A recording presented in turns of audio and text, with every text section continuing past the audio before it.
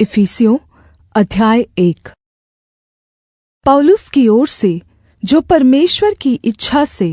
यीशु मसीह का प्रेरित है, उन पवित्र और मसीह यीशु में विश्वासी लोगों के नाम जो इफिसुस में हैं, हमारे पिता परमेश्वर और प्रभु यीशु मसीह की ओर से तुम्हें अनुग्रह और शान्ति मिलती रहे। हमारे परमेश्वर और प्रभु यीशु मसीह के पिता का धन्यवाद हो कि उसने हमें मसीह में स्वर्गीय स्थानों में सब प्रकार की आत्मिक आशीष दी है, जैसा उसने हमें जगत की उत्पत्ति से पहले उसमें चुन लिया कि हम उसकी दृष्टि में पवित्र और निर्दोष हो, और प्रेम में उसने अपनी इच्छा के भले अभिप्राय के अनुसार हमें अपने लिए पहले से ठहराया कि यीशु मसीह के द्वारा हम उसके लेपालक पुत्र हो, कि उसके उस अनुग्रह की महिमा की स्तुति हो जिसे उसने हमें अपने प्रिय पुत्र के द्वारा सेत में दिया। हमको मसीह में उसके लहू के द्वारा छुटकारा अर्थात् अपराधों की क्षमा परमेश्वर के उस अनुग्रह के धन के अनुसार मिला है, जिसे उसने सारे ज्ञान और समझ सहित हम पर बहुतायत से किया।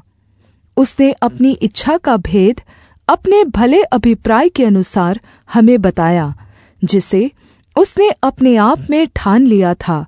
कि परमेश्वर की योजना के अनुसार समय की पूर्ति होने पर जो कुछ स्वर्ग में और जो कुछ पृथ्वी पर है, सब कुछ वह मसीह में एकत्र करे।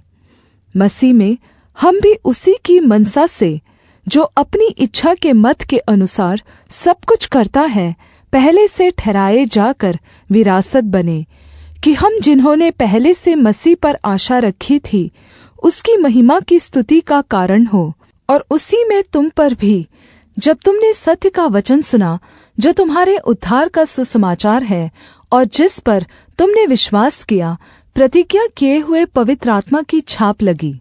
वह उसके मोल लिए हुओं के छुटकारे के लिए हमारी विरासत का बयाना है, कि उसकी महिमा की स्तुति हो। इस कारण मैं भी उस विश्वास जो तुम लोगों में प्रभु यीशु पर है और सब पवित्र लोगों के प्रति प्रेम का समाचार सुनकर तुम्हारे लिए परमेश्वर का धन्यवाद करना नहीं छोड़ता,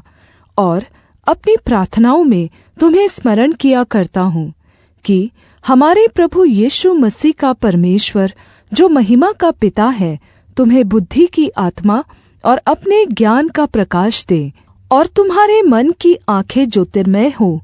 कि तुम जान लो कि हमारे बुलाहट की आशा क्या है, और पवित्र लोगों में उसकी विरासत की महिमा का धन कैसा है, और उसकी सामर्थ्य हमारी ओर जो विश्वास करते हैं कितनी महान है, उसकी शक्ति के प्रभाव के उस कार्य के अनुसार जो उसने मसीह के विषय में किया, कि उसको मरे हुओं में से जिलाकर स्वर्गीय स्थानों में अपनी दाहिनी ओर सब प्रकार की प्रधानता और अधिकार और सामर्थ्य और प्रभुता के और हर एक नाम के ऊपर, जो न केवल इस लोक में पर आने वाले लोक में भी लिया जाएगा, बैठाया,